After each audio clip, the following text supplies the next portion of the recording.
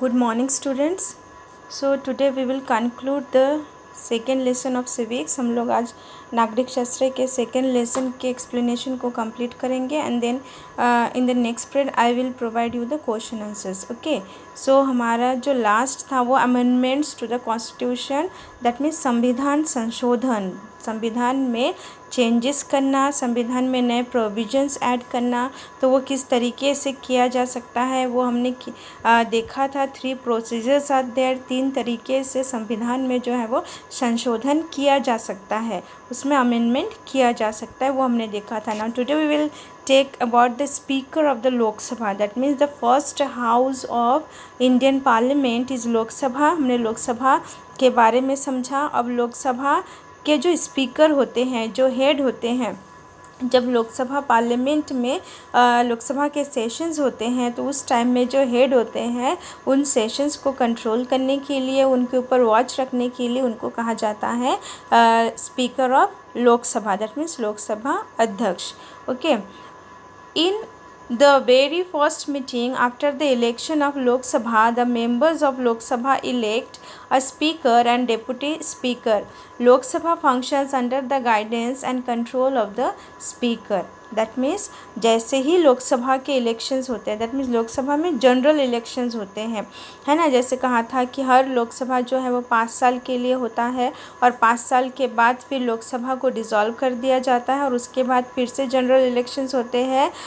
India में रहने वाले जो आम लोग हैं वो वोट करते हैं और उसके बाद जिस भी पॉलिटिकल पार्टी या फिर जितने पॉलिटिकल पार्टी इलेक्शन में पार्टिसिपेट करते हैं और उनके जितने भी कैंडिडेट्स जीतते हैं, जिनको मैक्सिमम वोट मिलता है, उन सभी को मिला के क्या बनता है, लोकसभा बनता है. उसमें गवर्नमेंट भी होता है, दैट मीन्स रूलिंग पार्टी, और अपोजिशन पार्टीज़ भी रहते हैं. तो जब उसके बाद लोकसभा को गठन करने के बाद जो फर्स्ट सेशन होता है, तो फर्स्ट सेशन में ही जितने भी इलेक्टेड मेंबर्स हैं उसमें से एक स्पीकर, दैट मीन्स एक अध्यक्ष और एक उपाध्यक्ष का चुनाव जितने भी कैंडिडेट्स रहते हैं वो अपने में से कर लेते हैं.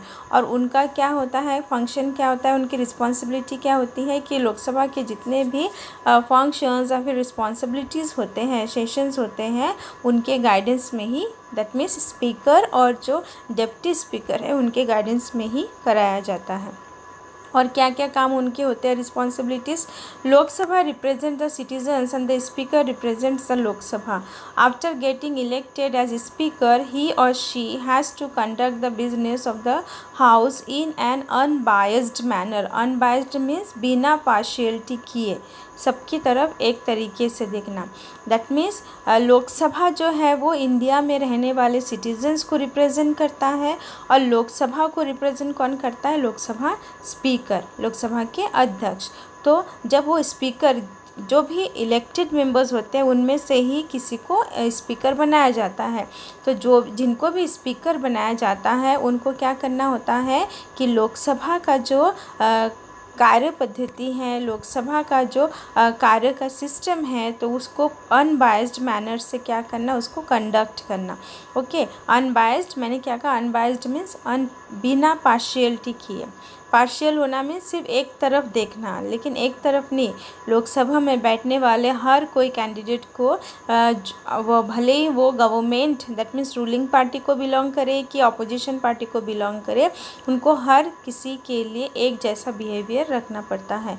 Lok Sabha members have some rights and privileges as the representatives of the people. These are taken care of by the speaker.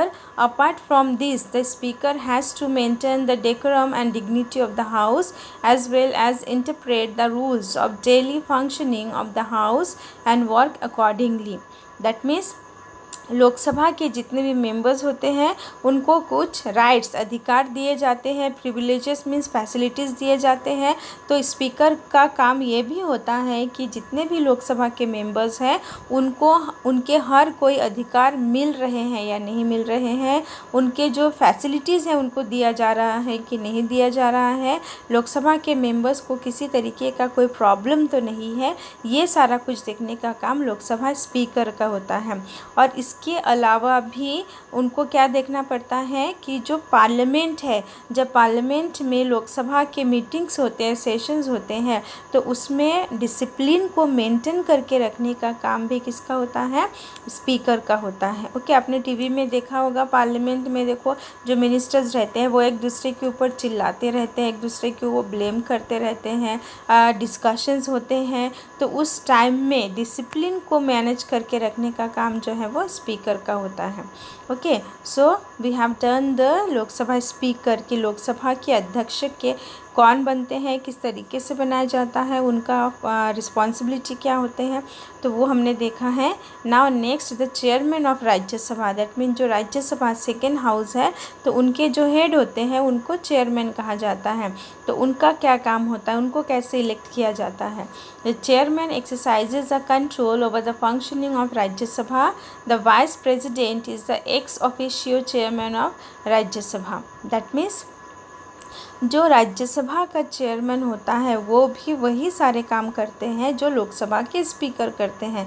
That mean जैसे ही राज्यसभा के सेशंस होते हैं तो उसमें डिसिप्लिन बनाए रखने का काम, राज्यसभा के जितने मेंबर्स हैं उनको हर कोई प्रिविलेज और फैसिलिटीज़ प्रोवाइड करने का काम उनका होता है।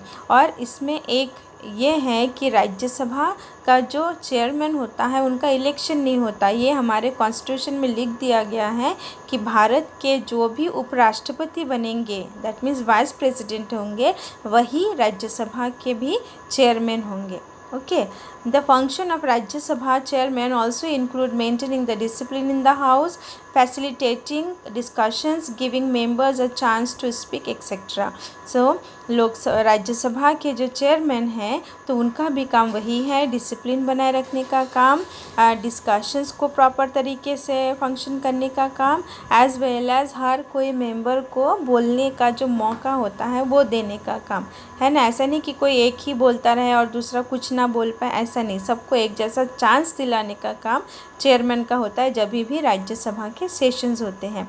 ओके, इसमें इम्पॉर्टेंट बात आपको ये याद रखना है कि इंडिया के जो भी हमारे देश के उपराष्ट्रपति बनते हैं 5 साल के लिए, वही उपराष्ट्रपति राज्यसभा के चेयरमैन होते हैं। Okay, how does the parliament make laws? अब नेक्स्ट इम्पॉर्टेंट पॉइंट है कि parliament that means Lok Sabha, Rajya Sabha और प्रेसिडेंट, इन तीनों को मिला के इंडियन पार्लियामेंट बनता है।